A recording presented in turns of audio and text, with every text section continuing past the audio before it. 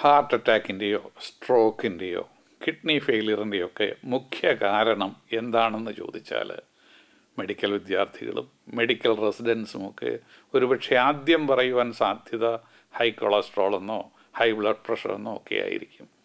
എന്നാൽ മുഖ്യ കാരണം ഇതൊന്നുമല്ല, പ്രായം കൂടുന്നു എന്നത് തന്നെയാണ്.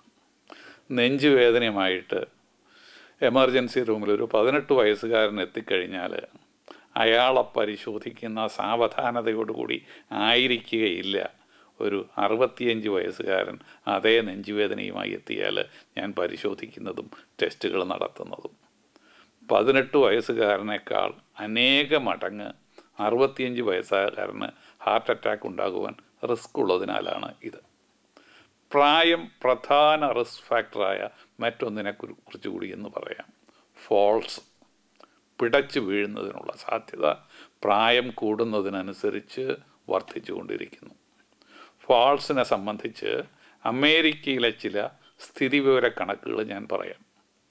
ഇന്ത്യയിലും ഇതിൽ കൂടുതലോ ഉണ്ടായിരിക്കുവാനാണ് സാധ്യത. ഫോൾസ്, പിടച്ചു വീഴുന്നതിനുള്ള സാധ്യത നാം ഒരു 50 വയസ്സ് കഴിഞ്ഞാൽ എല്ലാ വർഷവും കൂടിക്കൊണ്ടിരിക്കും. പ്രായമായവരിൽ സ്ത്രീകളാണ് പുരുഷന്മാരെക്കാൾ കൂടുതലായി പിടച്ചു വീഴാറുള്ളത്. 65 വയസ്സുള്ള ഒരാൾ ഒരു പ്രാവശ്യം പിടച്ചു വീണ് കഴിഞ്ഞാൽ അടുത്ത 6 മാസത്തിനകത്തിൽ വീണ്ടും പിടച്ചു വീഴാനുള്ള സാധ്യത 3/1. അതുപോലെ തന്നെ 65 വയസ്സ് കഴിഞ്ഞവരിൽ 3/1 വർഷത്തിൽ ഒരിക്കലെങ്കിലും പിടച്ചു വീഴുന്നുണ്ട്. 65 വയസ്സ് കഴിഞ്ഞവരിൽ ഇഞ്ചുറി മൂലം ഉണ്ടാകുന്ന മരണങ്ങളിൽ ഏറ്റവും പ്രധാനം പിടച്ചു വീഴുന്നു എന്നതാണ്. പിടച്ചു വീണ് ഹിപ്പ് ഫ്രാക്ചർ ഉണ്ടാകുന്നവരിൽ അവരുടെ ഹിപ്പ് ഫ്രാക്ചർ എത്ര എഫക്റ്റീവായിട്ട് ട്രീറ്റ് ചെയ്യപ്പെട്ട് കഴിഞ്ഞാലും കണക്കുകൾ കാണിക്കുന്നത് ഇങ്ങനെ വീണിട്ടുള്ളവരിൽ 25% ആൾക്കാർ ഒരു വർഷത്തിനകം മരിക്കുന്നുവെന്നാണ്. പ്രായമായവരിൽ സ്വതന്ത്രമായി ജീവിക്കുന്നതിനുള്ള കഴിവ് നഷ്ടപ്പെടുന്നതിനുള്ള പ്രധാന കാരണം പിടച്ചു വീഴുന്നതാണ്, ഫോൾസാണ്. പിടച്ചു വീഴുന്ന ഒരിക്കൽ പിടച്ചു വീണിട്ട് ഇഞ്ചുറി ഒന്നും ഉണ്ടായില്ലെങ്കിൽ പോലും ഭയം കാരണം സ്വതന്ത്രമായി ജീവിക്കുവാനായിട്ട് ഇവർ മടിക്കുന്നു. ഇനിയും ഫോൾസിൻ്റെ റിസ്ക് ഫാക്ടേഴ്സ് എന്താണെന്ന് നമുക്ക് നോക്കാം.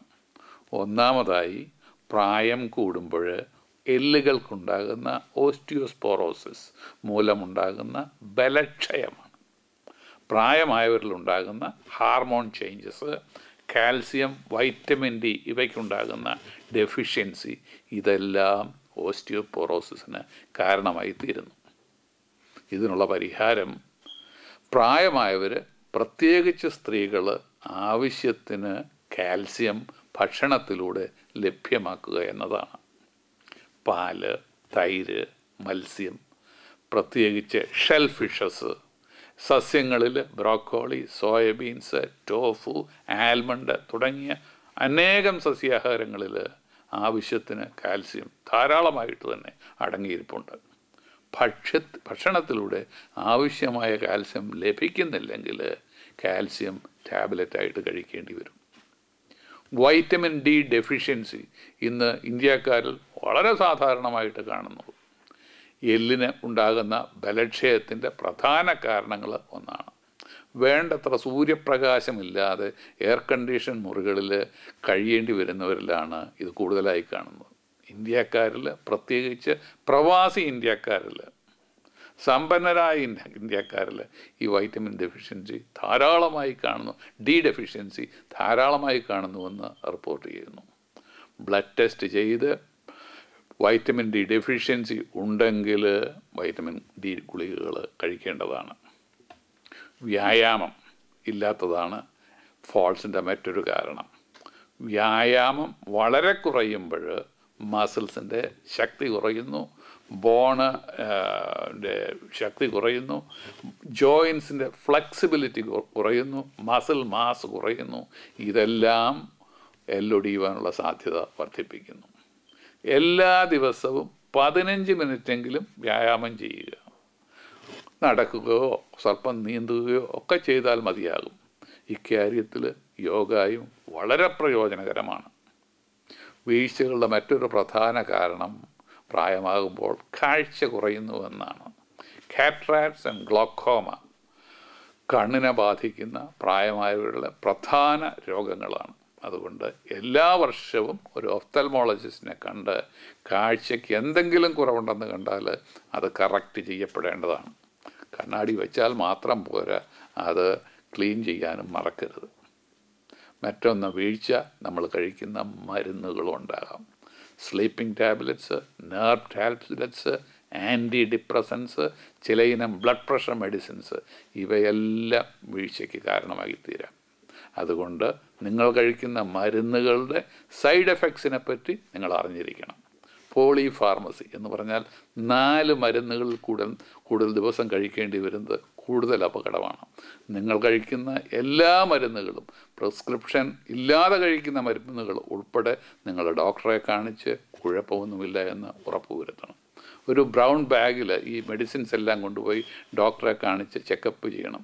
ഇതിനെ ബ്രൗൺ ബാഗ് ചെക്കപ്പ് എന്നാണ് പറയുന്നത്.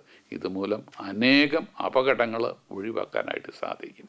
ചില ബ്ലഡ് പ്രഷർ മെഡിസിൻസ് കഴിച്ച ശേഷം ഇരുന്നിട്ട് എഴുന്നേൽക്കുന്ന അവസരത്തിൽ പെട്ടെന്ന് ബ്ലഡ് പ്രഷർ കുറഞ്ഞ് തലകറക്കമുണ്ടായി പിടച്ചു വീഴാൻ ഇടയുണ്ട്. ഇതിനെ ഓർത്തോസ്റ്റാറ്റിക് ഹൈപ്പർ ടെൻഷൻ എന്ന് പറയുന്നു. അതുകൊണ്ട് പ്രായമായവർ, ബ്ലഡ് പ്രഷർ കഴിക്കുന്നവർ എഴുന്നേൽക്കുന്നത് സാവധാനത്തിലായിരിക്കണം. പിടച്ചു വീഴാനുള്ള മറ്റൊരു പ്രധാന കാരണം എൻവയൺമെൻ്റൽ ഹസാർഡ്സ് ആണ്. വീട്ടിൽ തറയിൽ നിരന്ന് കിടക്കുന്ന സാധനങ്ങളിലോ ടെലിഫോൺ വയറിലോ ഒക്കെ കാല് കുരുങ്ങി പിടച്ചു വീണു എന്നത് സാധാരണ എമർജൻസി റൂമിൽ കേൾക്കുന്ന ഒരു മെഡിക്കൽ ഹിസ്റ്ററിയാണ്. വീട്ടിൽ സാധാരണ സ്ഥലങ്ങളിൽ ഫ്ലോറിൽ സംഗതികൾ വീണ് കിടക്കാതിരിക്കാനായിട്ട് സമ്മതിക്കുക. ലൂസായിട്ടുള്ള കാർപ്പറ്റ്സ്, റഗ്സ്, ഇതെല്ലാം വീഴ്ച പതിയിരിക്കുന്ന അപകടങ്ങളാണ്. വീട്ടിൽ നമ്മൾ സഞ്ചരിക്കുന്ന സ്ഥലങ്ങളിലെല്ലാം വേണ്ട പ്രകാശം, ലൈറ്റ് ഉണ്ടായിരിക്കുക എന്ന് ശ്രദ്ധിക്കുക. ബാത്റൂമിലും നമ്മൾ ഇറങ്ങി വരുന്ന സ്റ്റെപ്സിലും എല്ലാം ഹാൻഡ് റെയിൽസ് ഉണ്ടായാൽ അനേകം അപകടങ്ങൾ ഒഴിവാക്കാം. വളരെയധികം അപകടങ്ങൾ 60 വയസ്സുകൾ കഴിഞ്ഞവരിൽ ഉണ്ടാകുന്നത് ബാത്റൂമിൽ വെച്ചാണ്. അതുകൊണ്ട് അവിടെ തെന്നി വീഴാതിരിക്കാൻ, സ്കിഡ് ചെയ്യാതിരിക്കാനുള്ള എല്ലാ മുൻകരുതലുകളും എടുത്തേക്കണം.